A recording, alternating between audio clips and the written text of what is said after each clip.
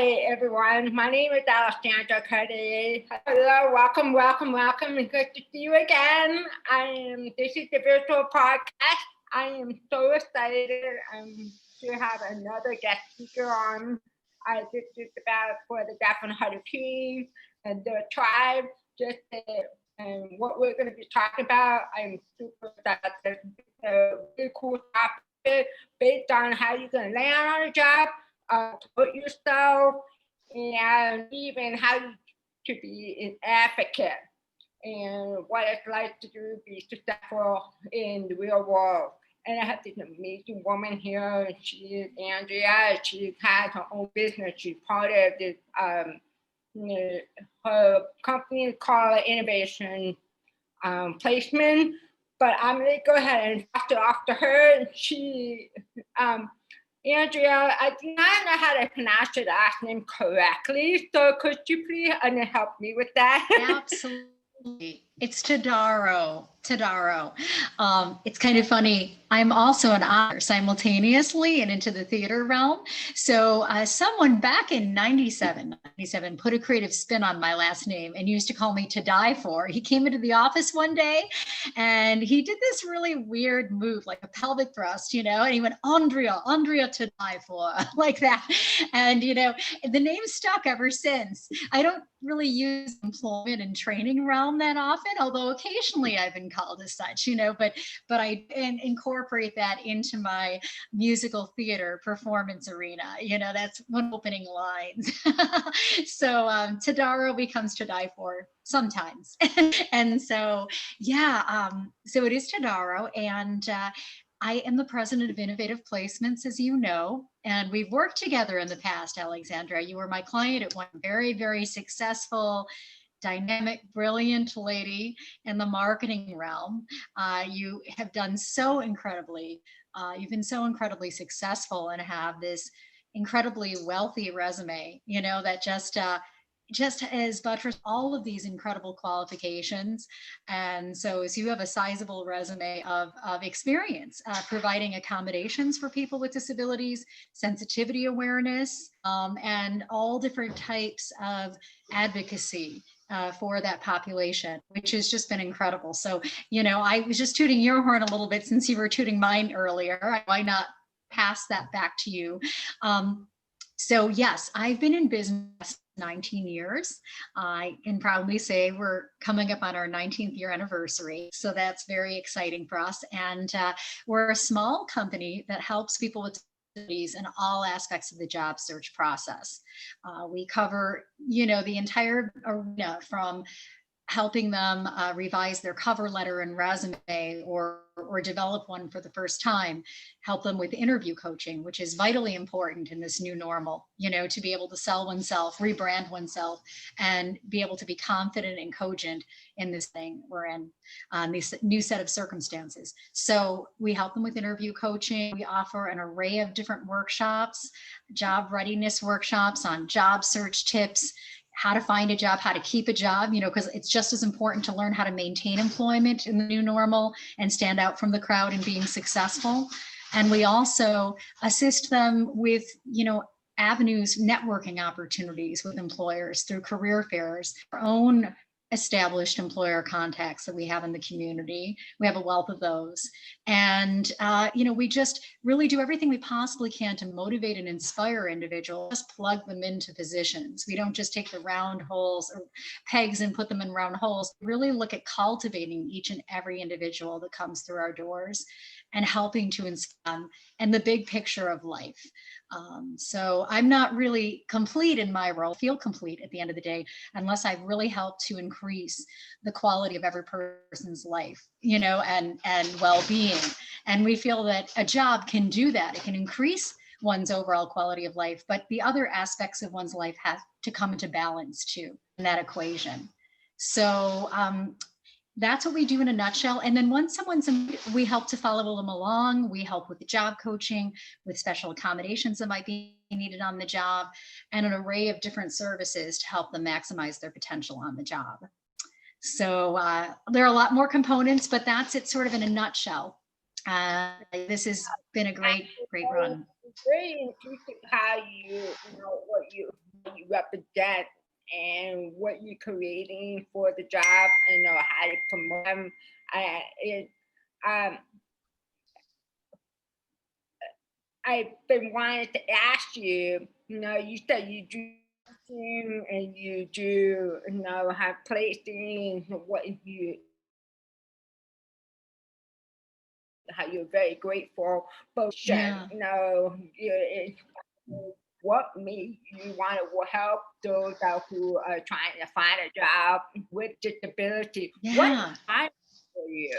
I guess I get asked that question quite frequently. That's definitely something that, I wish I could say that there was one touchstone in my life or one, I don't know, revolutionary experience that led me to this path. I don't have, say, a daughter or son or a family member with a disability per se. However, I graduated with my bachelor's in psychology from Fredonia State University. Enjoyed that experience very, very much, and just got into the realm, fell into it naturally, working in a group home with people with disabilities, as most people with their bachelor's start out. They start out in a direct care position. So I just merely started out in the field, kind of helping to bathe people, helping them with basic daily care, helping them with program goals, as any program instructor or a direct worker would. And I enjoyed my role so much through that medium. It was just a whole new realm of expression, and making a difference in the lives of others opened up for me, and just automatically made me say, this is an incredible, incredible opportunity to make a noticeable change and impact on other people's lives, and also to develop and grow as a person myself, and to be doing something that's deeply rewarding and meaningful to me. And also the people that I encountered, I worked with people with Down syndrome at the time, or intellectual deficits, they call it now. And they would come in and they would give me an enormous, powerful group hug every single day I entered the house, the group home I was in. And they would say, Andrea's here. And I had such a built-in welcome committee cheering squad upon my arrival. And it wasn't just me, every staff member that they liked there, they pretty much liked everyone. They would give that enormous group hug to. And that emboldened me, to see that, wow, these people are really multifaceted, such pure hearts of love, to give to the world. And, we would take them, my former partner and I would take them tap dancing. We'd have them singing on the stage. A lot of liked theater, and I'm involved in theater and opera. So we would get them involved in theater. So we had them in all special arenas. We would take them out and we'd play soccer by the waterfront. So we did a lot of different types of recreational activities with them, and stoked their passions. And I felt like, wow, I have never encountered this. I always kind of felt maybe like I had a hidden disability. It could have been anything, ADHD or what have you. But I felt like these are people who have meaningful lives, have a lot of love to give the world, and have a lot of talents. If you just kind of crest the surface, unearth them a little bit, they're amazing. So I was so happy in that role, and felt like I had realized my own, or been more self-actualized as a result of it, that I took a position working as an employment specialist for an agency helping people with disabilities.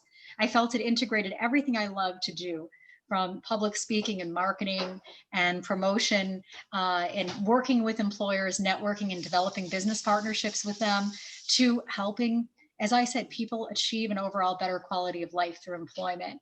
And just seeing the radiance, the happiness, them beaming after they got new employment. And after, again, they maybe started in an entry-level position and all of a sudden blossomed into the leader of the organization, future CEOs, and dealing or working with people with bachelor's and master's degrees, advanced education. I recognized there was a whole broad spectrum of people with disabilities out there. And I like to say varying abilities. I like to use different terms. I would love to have a t-shirt made saying, don't diss my ability when it comes to the disability field.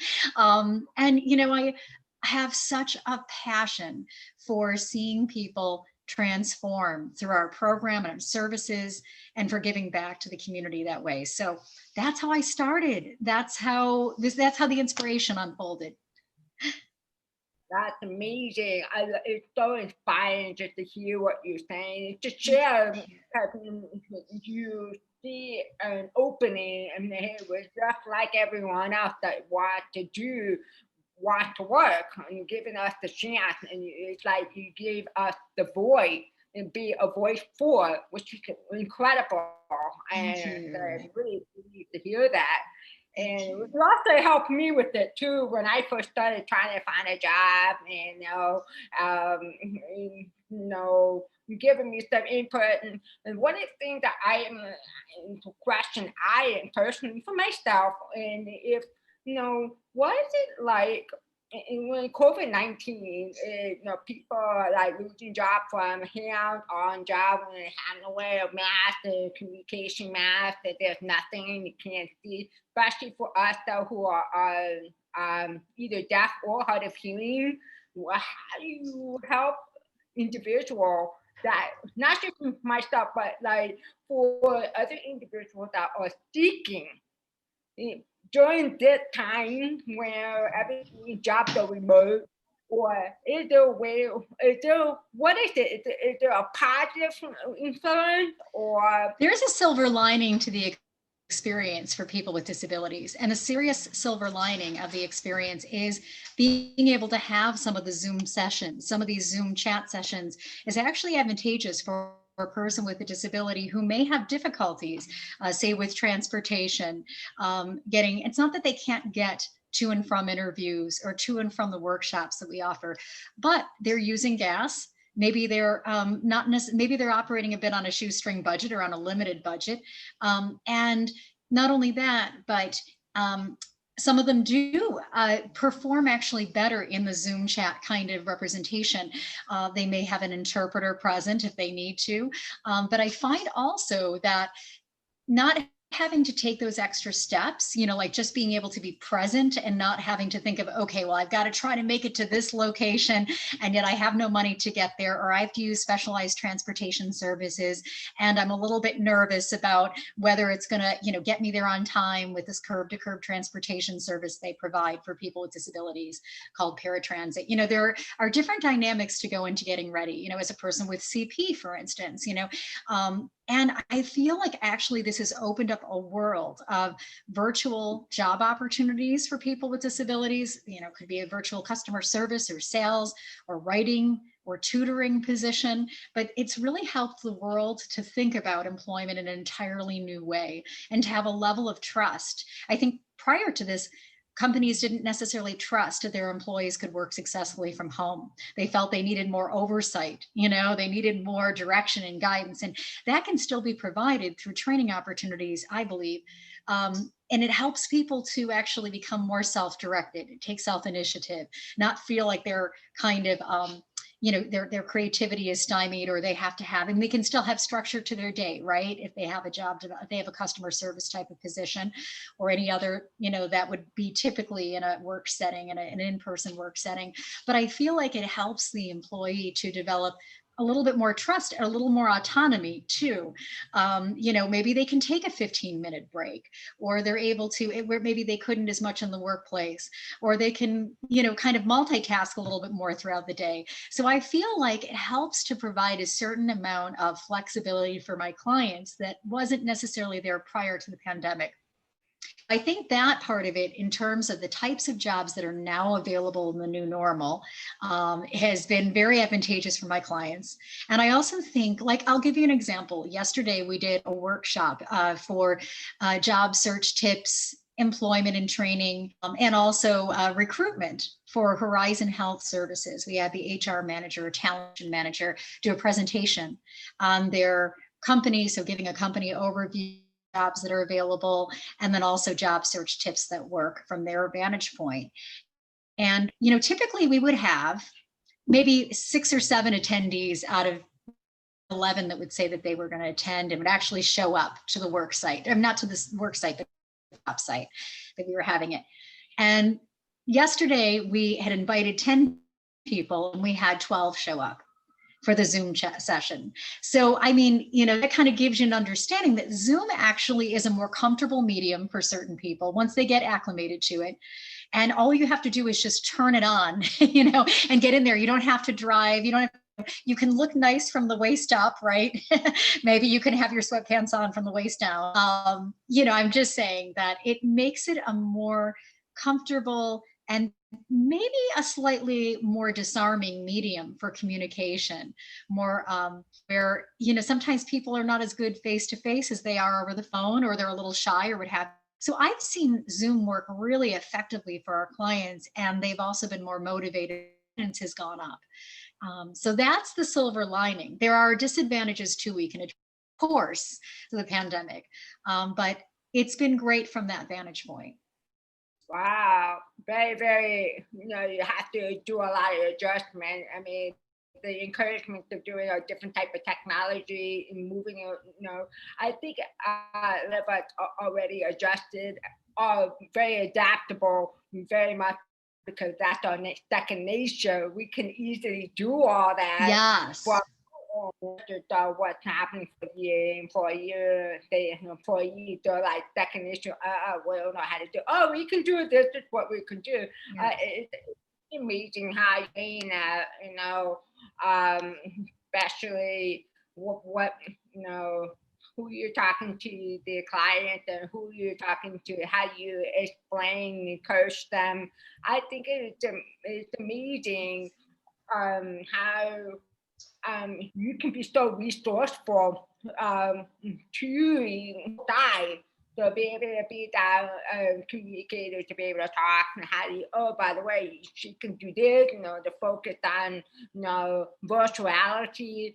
And it's just amazing how what words you can say in the job coach, which is something that people are not understanding what that is, and what you can offer them by like a stepping stone for them, so they'll feel awkward on both sides of the party, which is incredible in value, especially in the disability, to bridging that gap.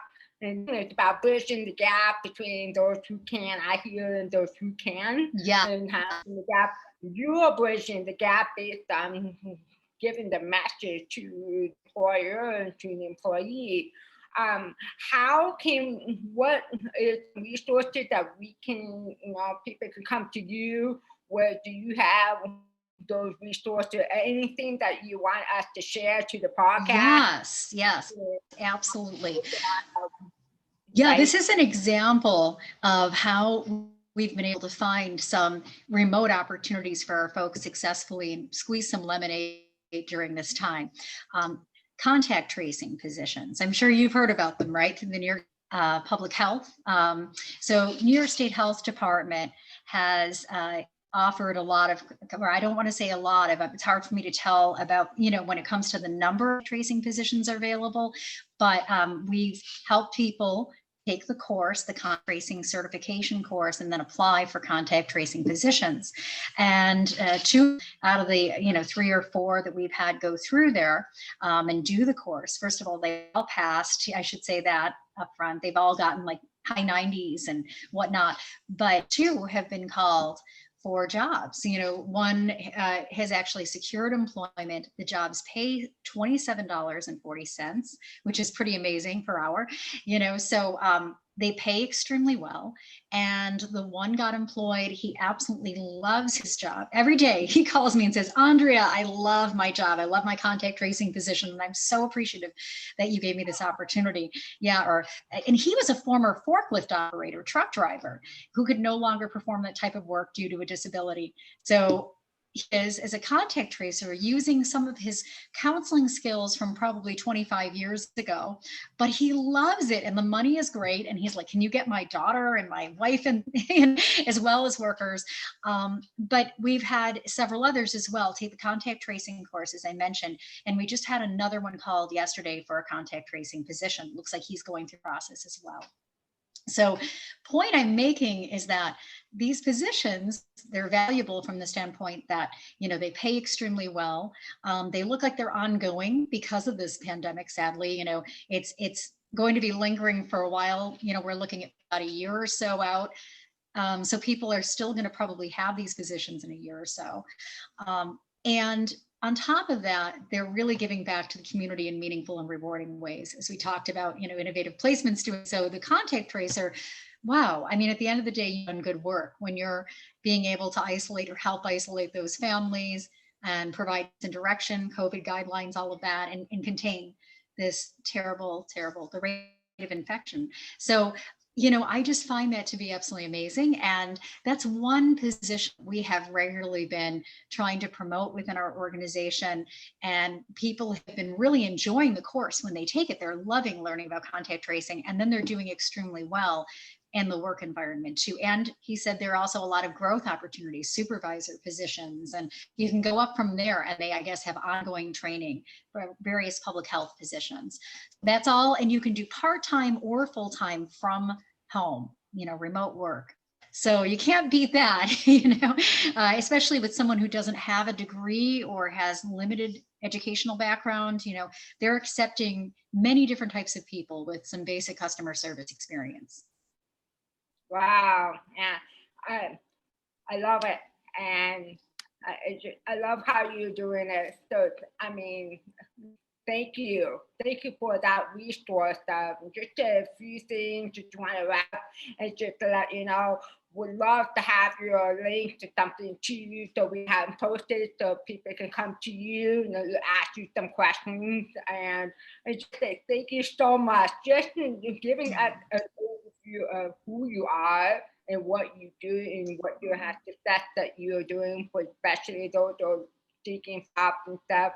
Just actually asking for thank you so much. And I promise everyone to next week check our website, which is the VüCast.com. You have you can check it, listen to our podcast, and not only that, and we just want to wish you a happy holiday, happy Hanukkah, happy Christmas, Merry Christmas, and we just wanted to wrap this up. Not only that, just to give you check out, subscribe, and even go on to Andrew's website, innovation placement. Actually, let me just kind of correct that a little bit. It's innovative placements, and our website is www, of course, ipswny.com. So ipswny.com. We have a new website and we rolled out so sorry about that. I just had to make a quick little revision there. Thank you for even correcting me.